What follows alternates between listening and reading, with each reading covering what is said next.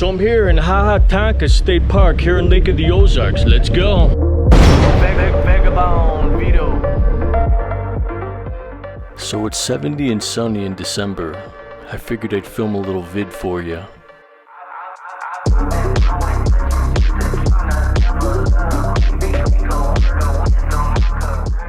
If you ever visit Lake of the Ozarks, they get these castle ruins about a half hour from Osage Beach.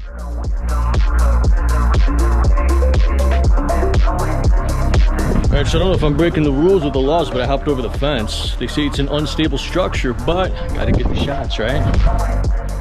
So here's the scoop on this joint. In 1905, businessman Robert SNYDER started building this Euro-style castle. About a year later, he tragically died in a car crash. It was the first ever auto death in the state of Missouri history. Over the next 10 to 20 years, his kids finished the project. Eventually, they turned this place into a hotel.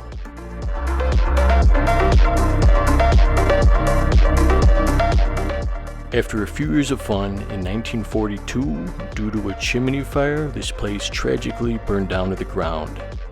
Here's what's left of it.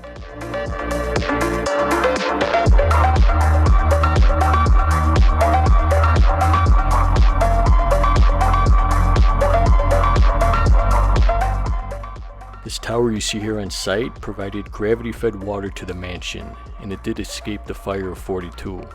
But later in 76, it was burned down by vandals. Here you go, now you know. VagaBondVito.